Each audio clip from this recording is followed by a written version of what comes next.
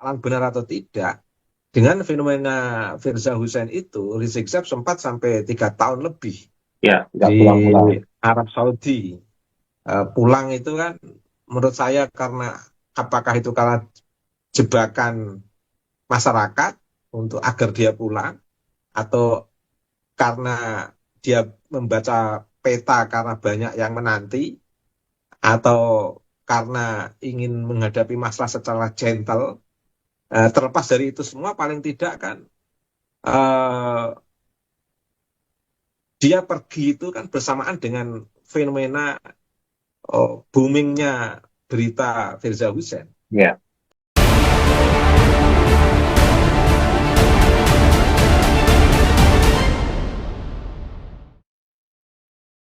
Latar belakang yang menyebabkan kemunculan Firza Hussein secara publik, relasinya atau hubungannya dengan Rizik Syihab.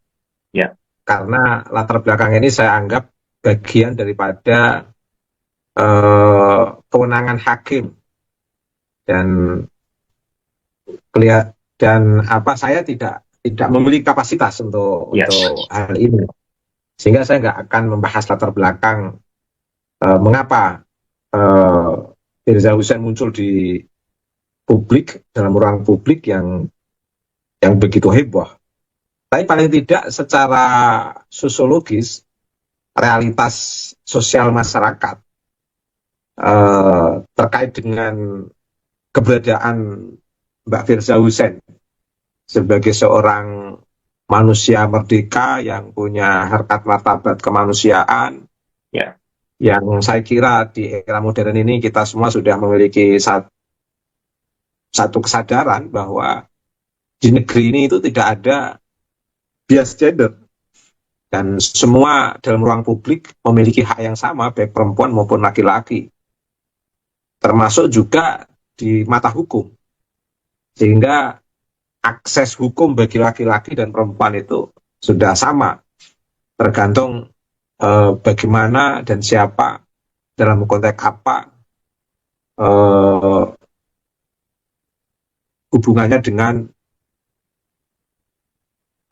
hubungannya dengan membentuk eksistensi keberadaan sebagai manusia yang harus dihargai, menghargai, dihormati, menghormati, diposisikan memiliki martabat, dan harus memposisikan juga dalam konteks martabat untuk semua umat manusia. Nah, kemunculan Firza Hussein menurut saya bagian daripada kesadaran gender, kesadaran kesetaraan, kesadaran untuk tidak terjadi bias gender, kesadaran bahwa manusia punya hak yang sama. Dan yang lebih menarik sebenarnya tidak hanya di situ, Mas. Ya. Yang lebih menarik karena relasinya dengan Rizik Syihab. Menariknya saya nggak ingin menarik bagaimana menarik keduanya, saya tidak ingin bicara ke sana itu. Tapi saya ingin menarik secara publik bahwa memang Rizik Syihab ini adalah sosok yang dikenal masyarakat suka berbicara agama secara hitam putih, halal, haram, meskipun ada ketidakadilan dia ketika memandang klan Ba'alwi. Contoh ketidakadilan Rizik Syihab itu ketika di Menteri Agama mengundang di istana Qori yang berlagam Jawa, padahal dari segi tajwid, dari segi makhrajul huruf tidak ada masalah, dan bagus bacaan itu. Tapi karena ada nuansa lagam Jawanya, Rizik Syihab sampai marah-marah, sampai mengatakan istana iblis, Qori Dajjal, Menteri Agama, dan lain sebagainya. Sementara dari klan Ba'alwi baca Qur'annya dengan tajwid dan makhrajul huruf yang kacau, itu tidak dia permasalahkan, hanya karena ada simbol Ba'alwi saja. Nah, ini contoh ketidakadilan Rizik Syihab di dalam merefleksikan perannya sebagai seorang yang selalu berbicara hitam putih dalam konteks agama, Mas. Ya. Misalnya lagi dia ketika bicara PKI itu kan fasih sekali, Mas. Menuduh orang PKI dan lain sebagainya kan fasih sekali. Gantian para dedengkot PKI yang dari Pak Ali tidak pernah dia ungkit-ungkit, Mas. Ini kan bentuk ketidakadilan Rizik Syihab menurut saya. Lah, pandangan yang tidak adil dan tindakan yang tidak adil yang dipertontonkan oleh Rizik Syihab secara publik itu membuat masyarakat mencatat tebal-tebal. Apakah iya orang yang seperti Rizik Syihab itu jujur dalam pikiran dan tindakan? Ya. Begitu muncul Firza Hussein, itu publik kan jadi terkejut, Mas. Nah, terlepas dari latar belakang kemunculan Firza Hussein, bagaimana keputusan hakim, terlepas dari itu semua kita juga tidak akan ingin bicara ke sana. Tapi bahwa ada relasi pemberitaan di ruang publik antara Rizik Syihab yang selalu bicara hitam putih dalam konteks agama, bahkan saking hitam putihnya tidak memperdulikan konteks yang ada. Ya. Pokoknya sesuatu yang dia anggap melanggar agama ya udah di sweeping begitu saja. Seperti contoh orang di bulan suci Ramadan buka warung itu mengatasnamakan FPI dengan melakukan sweeping, itu kan menunjukkan sikap hitam putih yang tidak konteks. Ya. Padahal orang buka warung di jalan atau di pasar di bulan suci Ramadan itu kan memungkinkan orang-orang yang tidak puasa bisa mengakses makanan itu. Karena di tengah kewajiban orang harus berpuasa di bulan suci Ramadan, itu ada orang yang tidak diwajibkan berpuasa, Mas. Iya, betul. Nah, dan itu kan artinya memungkinkan untuk bisa memanfaatkan fasilitas warung yang dibuka itu. Tapi bagi kelompok FPI yang notabene di sana pemimpinnya Rizik Syihab kan tidak mau tahu itu. Nah, itu bentuk ketidakkontekstualan perspektif keberagaman Rizik Syihab. Iya, betul. Perspektif hitam putih di dalam memahami agama yang begitu heboh secara publik, tiba-tiba harus ada hubungannya dengan Firza Hussein. Ini kan publik jadi apa? Responnya jadi semangat. Iya, betul. Karena satu sisi ada orang yang bicara agama dengan sangat tekstual, hitam putih, bahkan cenderung ekstrim dalam merefleksikan pemahaman. Di satu sisi, di sisi lain, mengapa harus ada persoalan? Pertanyaannya kan mengapa harus ada persoalan dengan Firza Hussein? Mengapa harus ada persoalan ini? Dan yang membuat publik semakin bertanya-tanya di satu kelompok, di kelompok yang lain semakin ceremet atau jengkel, atau kelompok yang lain juga semakin fanatik membela Rizik Syihab, dihadapkan dengan fenomena Firza Hussein. Jujur aja, Mas, ketika belum ada kasus Firza Hussein, itu Rizik Syihab itu kan seperti di atas angin gerakannya, Mas. Iya, betul. Dan betul. seperti nggak tahu takut, nggak memiliki ketakutan sama sekali. Nah, terlepas latar belakang itu seperti apa kita nggak mau tahu, tapi paling tidak Firza Hussein itu adalah orang yang saya lihat termasuk yang ditakuti oleh Rizik Syihab. Mengapa ditakuti Rizik Syihab? Paling benar atau tidak, dengan fenomena Firza Hussein itu, Rizik Syihab sempat sampai 3 tahun lebih di Arab Saudi. Pulang itu kan menurut saya apakah itu karena jebakan masyarakat untuk agar dia pulang, atau karena dia membaca peta karena banyak yang menanti, atau karena ingin menghadapi masalah secara gentle. Terlepas dari itu semua, paling tidak kan dia pergi itu kan bersamaan dengan fenomena boomingnya berita Firza Hussein. Dan nampak di situ secara sosial Rizik Syihab betul-betul ada semacam ketakutan untuk merespon. Bahkan cenderung dalam tanda kutip ngalah dengan fenomena itu, Mas. Dan sempat suasananya tertutup dan kita nggak tahu mengapa tiba-tiba publik juga mengingat kembali setelah ada peristiwa diusulkannya Bapak Idrus bin Salim Al-Jufri sebagai calon pahlawan, tiba-tiba kok muncul lagi di tengah ini. Menurut saya karena pada fenomena ini Rizik Syihab itu menampakkan amarahnya yang luar biasa, ketegangan yang luar biasa, sehingga ada kelompok masyarakat yang cerdas memahami psikologi laki-laki. Biasanya kalau laki-laki yang gagah, nampak garang, itu kalau ditunjukkan sosok yang pernah punya masalah dan sosok itu adalah lawan jenis, itu kan jadi lemes, Mas. Saya nggak tahu apakah kelompok yang memunculkan Firza Hussein ini ingin membuat satu langkah sebagai bentuk strategi untuk membuat lemesnya Rizik Syihab lagi. Saya nggak tahu. Kita juga nggak tahu belakangnya. Tapi paling tidak saya lihat Firza Hussein itu di antara sosok yang membuat lemes Rizik Syihab. Persoalannya seperti apa kita nggak tahu. Tapi secara sosiologis kemunculan Firza Hussein itu adalah penanda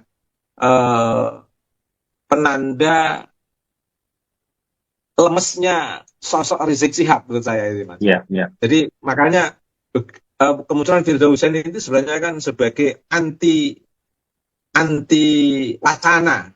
Kalau Rizik Syihab satu sisi bikin wacana yang begitu garang, misalnya asah golok, asah parang, kita perang aja karena udah capek dalam diskursus nasab misalnya.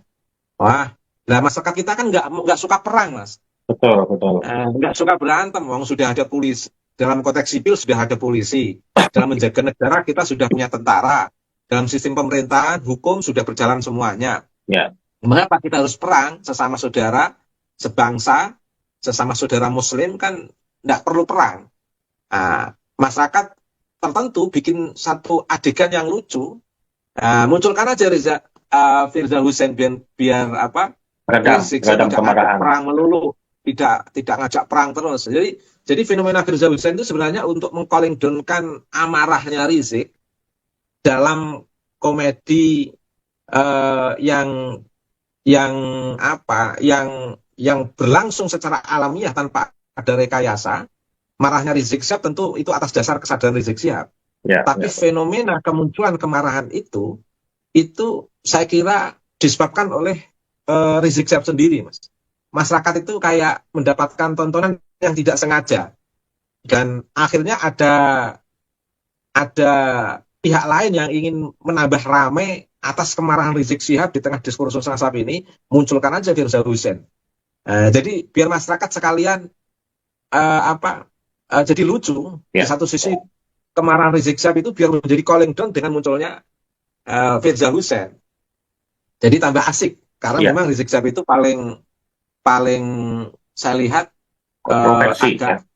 agak lemes ketika harus dikaitkan dengan Firza Hussein yang sesungguhnya saya nggak tahu, Mas. Tetapi paling tidak fenomena sosiologisnya itu kehadiran Firza Hussein mampu membuat lemes Rizik Syihab, gitu aja, Mas. Dalam wacana sosial itu aja, Mas, sebagai pengantar.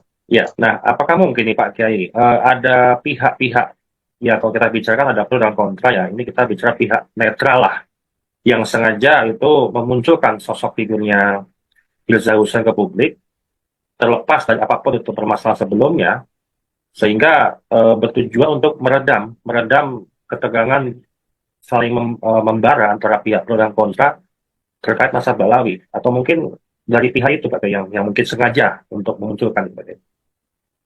Saya nggak tahu, Mas. Saya sendiri termasuk orang yang senyum-senyum sendiri, Mas. Begitu lihat Rizik Syihab marah-marah ngajak perang, tiba-tiba muncul sosial media memunculkan Firza Hussein, itu saya senyum sendiri saya. Siapa ini yang memunculkan? Iya, betul.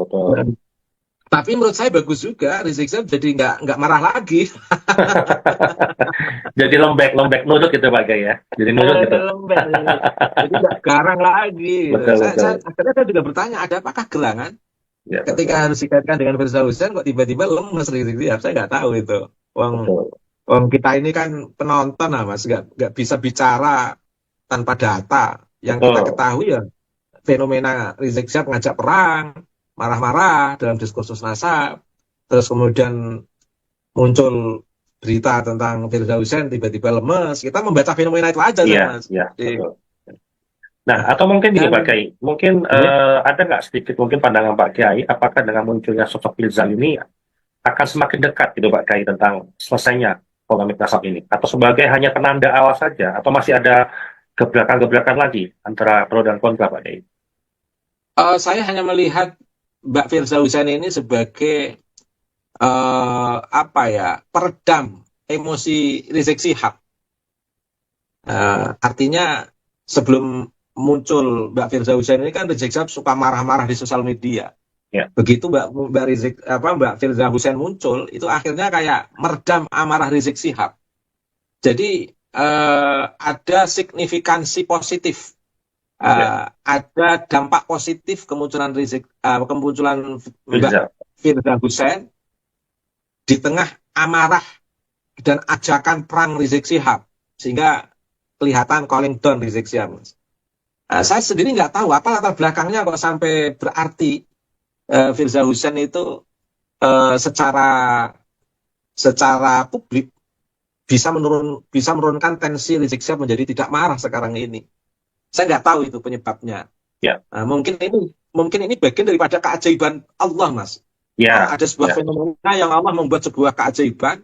Orang sekarang sehebat Rizik Syihab bisa lemes dengan munculnya berita Firza Hussein. Penyebabnya saya nggak tahu, yang latar belakangnya saya nggak tahu, tapi fenomena marah Rizik Syihab menjadi lemes ketika muncul Firza Hussein ini saya saksikan. Saya hanya menyampaikan apa yang saya saksikan, Mas. Betul. Itu. Dan menarik juga, pada Suka TV mau menampilkan wawancara podcast dengan Mbak Firza Hussein, mau diskusi tentang nasab atau apa saya nggak tahu. Kita tunggu saja. Jadi menarik itu sebenarnya kan, betul-betul. Ya, pada Suka TV betul-betul menjadi podcast dengan Mbak Firza Hussein. Kita menunggu-nunggu dan bertanya-tanya apa yang ingin dibahas itu loh, Mas. Ya itu betul. Karena memang makin panasnya debat ataupun perdebatan polemik nasab ini kan juga memicu berbagai macam cara untuk kita semuanya untuk bagaimana sih ini untuk menyelesaikan polemik nasab gitu. Entah itu di pihak manapun, kemunculan Firza Hussein dimunculkan dari pihak manapun, kita juga masih tanda tanya gitu kan. Apakah ini sebuah strategi atau mungkin apakah ada sebuah penanda juga dari Allah Subhanahu wa taala terkait tentang selesainya polemik nasab. Dan terlebih lagi Pak Kiai, ini juga debat nasab yang rencananya dengan Kiai Imad pun juga sepertinya juga memicu juga ke situ. Terlepas lagi juga ada lagi di sisi lain tantangan dari Tengku Khori dengan Gus Hasan. Nah, itulah sebuah fenomena yang dengan kehadiran Firza Hussein inilah sebagai penyemangat, artinya penanda semoga polemik nasab ini juga cepat selesai Pak Kiai, sehingga kita bisa kembali lagi kerukunan umat Islam, ya kan, tidak saling terpecah belah dan tidak ada saling membenci. Ya, yang pasti masyarakat Nusantara, masyarakat Indonesia itu suka damai, Mas. Tidak suka kebencian, tidak suka konflik, Mas. Sebenarnya munculnya kelompok-kelompok akademisi dari terkait dengan penelitian Ba'alwi itu sebenarnya kan arahnya untuk membuktikan secara ilmiah dan ingin mengajak masyarakat untuk memahami Ba'alwi sebagai sebuah objek kajian yang perlu dipahami bersama, sehingga masyarakat tahu persis siapakah sebenarnya Ba'alwi yang notabene selama ini dari para penceramah bocil-bocil ketika ceramah itu selalu menunjukkan hegemoni, arogansi, sikap jumawa, sehingga masyarakat kita itu penasaran siapa sih sebenarnya mereka itu kok sampai dalam tanda kutip setiap pidato kok istiqomah mengglorifikasi leluhurnya, apakah benar atau tidak gitu. Wajar kan Mas meneliti secara ilmiah. Dan meneliti secara ilmiah itu kan bukan berarti memberikan ujaran kebencian, kan bukan. Itu bagian daripada edukasi kepada masyarakat yang membebaskan dan mencerahkan. Targetnya apa? Supaya tidak ada hegemoni di antara kita. Karena kita ini harus membangun kehidupan dalam konteks kesetaraan, keadilan dan kemanusiaan. Mas. Itu Mas Firly. Nah, ini mungkin nanti kita setelah lihat wawancara pada Suka dengan Firza Hussein juga kita mungkin bisa mengomentari ya. Kita ini tahu seperti apa sih latar belakang kemunculan lagi nih sosok Firza Hussein di tengah-tengah masyarakat. Semoga masyarakat kita semuanya juga bisa pilih-pilih gitu kan informasi yang memang sekiranya itu berguna buat buat apa namanya kerukunan umat Islam yang ada di Indonesia di Nusantara terutama. Nah, kemudian apapun konteksnya kemunculan Firza Hussein, apakah itu dari pihak netral atau pihak manapun yang dimunculkan, ataupun berasumsi dari pihak manapun lah, katakanlah, itu adalah sebuah refleksi terkait tentang apa, gerakan makar yang dilakukan Rizik Syihab terhadap apa namanya kita semua, termasuk ucapan-ucapan beliau gitu kan, yang sangat menusuk, sangat keras, sangat kontroversi setiap kalimat-kalimat yang Rizik Syihab selalu lontarkan dalam ceramahnya. Nah, semoga dengan kita bisa memahami sedikit demi sedikit, kita bisa menemukan titik permasalahan dalam polemik nasab Ba'alawi ini. Oke Pak Kiai, makasih atas waktunya untuk podcast yang Terima hari kasih, ini. Mas. Nanti kita akan ketemu lagi di podcast Warungan di episode berikutnya. Terima kasih.